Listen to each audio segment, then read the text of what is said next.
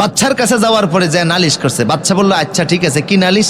কয় যে ওনারা আমার গাভীটা আমি খুঁজে পাচ্ছি না, দেখলাম ওনারা আমার গাভীর বর্ণনা দিচ্ছে যে গাভীটা অন্ধ ছিল, 8-10 মাসের গর্ভবতী ছিল, এদিক দিয়ে আমরা যাওয়ার আগে গাভীটা হেঁটে গিয়েছে, ওনাদের হুবাহুব বর্ণনা আমার গাভীর সাথে মিলে গেছে, ওনারা কয় আন্তাজে কইছে। বাচ্চা বললো আন্তাজে বললে কি এইভাবে সব কথা মিলে যায়? আচ্ছা ঠিক আছে, আগে নাস্তা করো, পরে তোমাদের তথ্য বিচার আচার করতেছে। তো নাস্তা দিয়ে বাচ্চা একটু ফাঁসেই বসছে, আলাপ আলোচনা করে, ওনারা নাস্তা খাচ্ছে, আর একজন আরেকজন বলতেছে ইউসুফ নবীর ভাইরা আজকে রুটি যে বানাইছে সম্ভবত ওই মহিলার মাসিক চলতে আছে।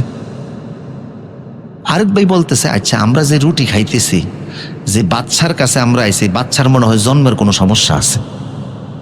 বাচ্চা আবার সবই শুনতে আছে, বাচ্চা কয় ইন্নালিল্লাহ, এটা আমারে নিয়ে এখন শুরু করছে।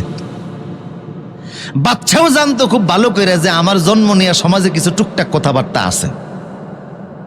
এদের কাছে জিজ্ঞেস করতেছে আচ্ছা, এর আগে বাচ্চা খবর নিছে যে দাসী রুটি বানাইছে, দাসীরই যে জিজ্ঞেস করছে আচ্ছা তুমি যে রুটি বানাইছো তোমার কোনো মাসিক কোনো মানুষ মহিলারা যে প্রত্যেক মাসে যে রোগে আক্রান্ত হয়, তোমার কই পিরিয়ড চলছে? কয় হ্যাঁ ওই পিরিয়ড চলছে।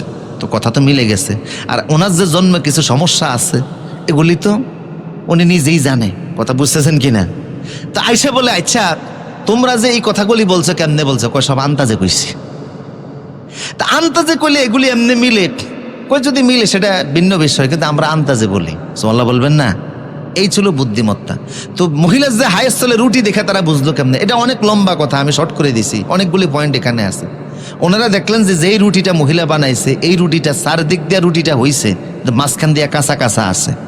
তাই ওনারা বললেন যে আমরা আন্তাজে কইছি মহিলার যদি সুস্থ হইতো তাহলে রুটিটা ঠিক মতো বাজতো, কিন্তু এটা যেহেতু কিছু জায়গায় হইছে কিছু জায়গায় এটা কাঁচা রয়ে গেছে, নিশ্চয়ই সে কোনো না কোনো রোগে আক্রান্ত আছে। আর সাধারণত মাসিক একটা রোগ তো আছেই, কথা বুঝতেছেন কিনা? বাচ্চা বললো আচ্ছা তা আমার যে জন্ম সমস্যা আছে এটা বুঝছো কেমনে? কয় আমরা জানি, আপনিও ভালো করে জানেন, আমরা নবীর সন্তান, উলামায়ে কেরাম, আমরা এখানে আসছি, আপনার উচিত ছিল মেহমানদার সাথে সাথে বৈশা মেহমানদারিতে অংশগ্রহণ করা। আপনি যেতে এই সৌজন্যতাটা অবলম্বন করলেন না, আলেমদেরকে যথাযথ সম্মান দিলেন না, বোঝা গেল আপনার জন্মে কোনো সমস্যা আছে।